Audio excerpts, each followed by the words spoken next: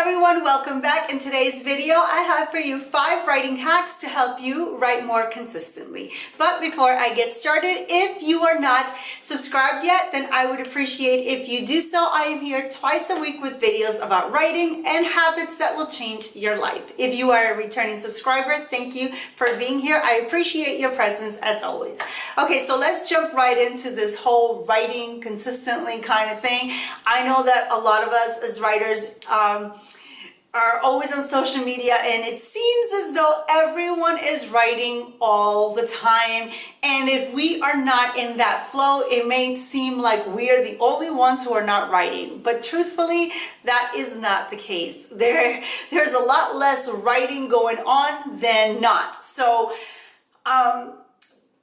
because of that, I wanted to create this video to inspire you and motivate you to write consistently, but not because you're pressured to do so because of what everybody else is doing. So if you are wanting to just write more consistent and you're wanting to just, complete your novel, then stay tuned because I think these tips are going to help you a lot. My first tip is to find motivation triggers. For me, that is music. I have a playlist that I create for all my novels, and I usually listen to Pandora because I can select the kind of artist that I want to listen to. Like, for example, right now I'm really into Adele. So when I create an Adele station, other artists pop in on that station that their songs trigger a certain emotion out of me. So by doing that, it motivates me to write. But it's not enough to just create the playlist. You got to set time to listen to the music. It happens to me all the time.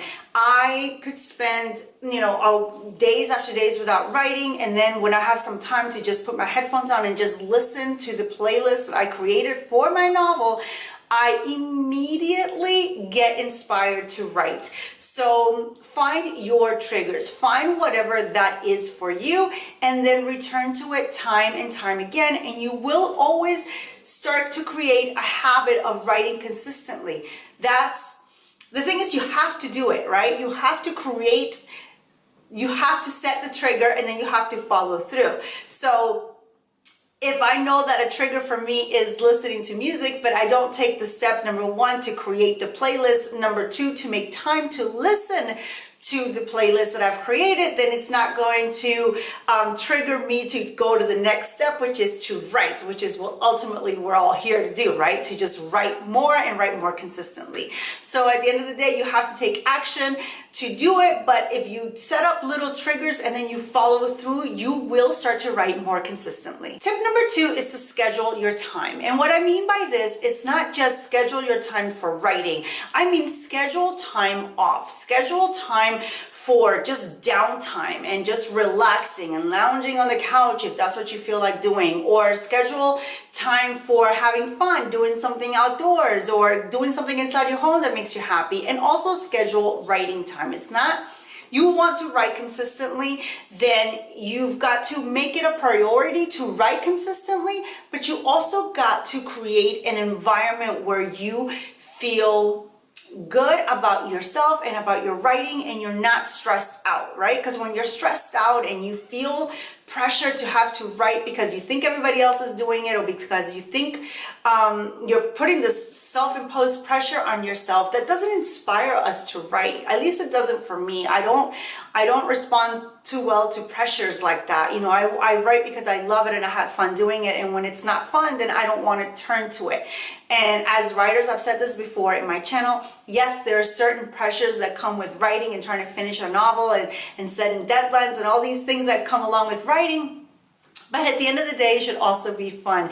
So this tip is all about just scheduling the time to not only write. Make sure that you say, okay, I'm going to write on the weekends, or I'm definitely going to write in the mornings when I wake up, and I'm definitely going to write at night before going to bed. Whenever it is that you decide that you want to schedule time for writing, do that, but then also schedule some time off. Schedule some time for you to unwind and just not think about having to get those words down or finish the novel. Schedule some fun time for yourself. It will do wonders for your writing. Tip number 3 is to plan ahead. And I know this might be a little harder for the pantsers.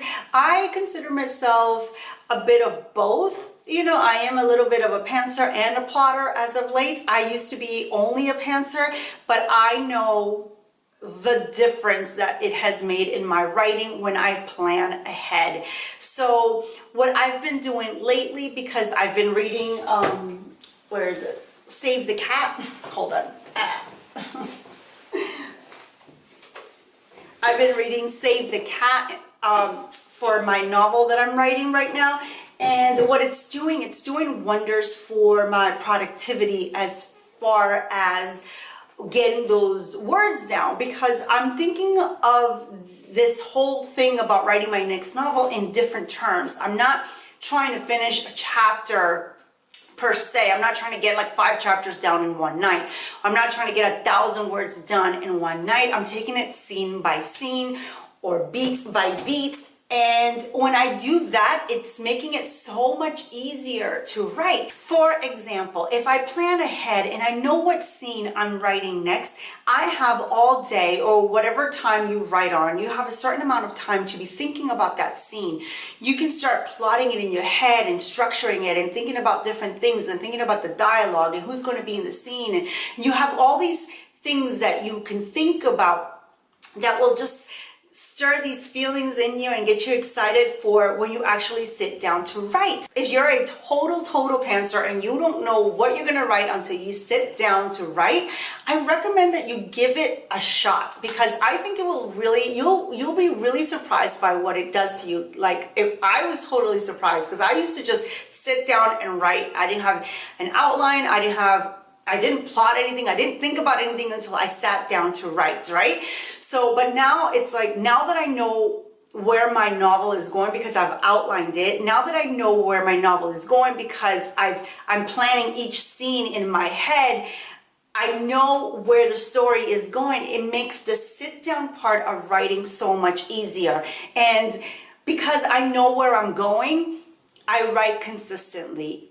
Because if I don't know where I'm going, if I don't know where my story is going, I gotta be honest, it makes it really hard for me to sit down and write. I don't find the inspiration anymore in just guessing of what's gonna happen next and thinking about it only when I sit down. So yeah, that's what I recommend. I recommend that you plan ahead, and when you plan ahead and you know where you're going, you will probably sit down to write more consistently than you've ever had before. So check it out. Tip number 4 is to set a goal or deadline. I am not a huge fan of like big deadlines as far as like write 50,000 words in a month like it was with NaNoWriMo. I'm not a big fan of that. But I do believe in setting a goal. Even if it's like, I want to finish this novel by the end of the year. I want to finish the first draft in the next 3 months. Or if a month works for you, great, then do that. You know, I want to finish this novel in the next month. I think by setting goals and setting deadlines, it will prompt you to sit down or take the necessary steps to take action towards your writing. For example, if you don't find, you know, that you're writing as consistently as you want, but you know you want to finish the novel, if you're giving yourself that deadline of writing in a month, then maybe you will go ahead and set those triggers. Then you will go ahead and take action on those triggers because you have a deadline and you committed to finishing this novel, and you don't break a promise to yourself. So you take those necessary steps to get it done. So I'm a big fan of setting goals, because ultimately, I mean, a lot of people say they want to write a novel, and a lot of people spend years on writing and not really finishing their one piece of work, their one novel, and I think that's sad. So I do recommend that you set a goal or deadline to finish your novel so that you're not constantly writing and never have a finished product. And tip number 5 is actually to take care of yourself, take care of your health. You can do this in any way that you deem fit for your lifestyle. For me, what I like to do, I like to meditate, I like to eat healthy, and I like to exercise. If I've done those things, if I do those things on a daily basis, for me, I consider myself healthy and I've had a successful day thus far by doing that. Therefore, when I sit down to write, I can feel better about the choices I've made throughout the day. I am not in a fog. I do not sit down and feel guilty because I have not, worked out, or I don't feel bogged down because I ate a heavy meal, or I don't feel sick, there's so many things that are beneficial to your writing when you take care of yourself first. Writing is important. It's your career, it's your passion, whatever it is, but your health is number one, both physically and state of mind. It's crucial that you take care of that part of your life. And I think that if you do so, if you take the time to take care of your health and to take care of your mind, you will have the energy to sit down to write more consistently. All right, you guys, that is all I have for you today. But before I go, I thought about something today, and I'm going to pose it to you guys as a question and see what you guys think. So if you had two options, option number one is to be an undiscovered, brilliant writer, or if you had the chance to be a writer like E.L. James from 50 Shades of Grey and have all the fame and the money, but the reputation that comes with her writing, which one would you take? I would take the brilliant writer. That is my answer, but I'm curious to know what you guys think about that, or what's your response to that question. Let me know in the comments below. Okay, so that's all I have. Thank you for being here, and until next time, stay safe.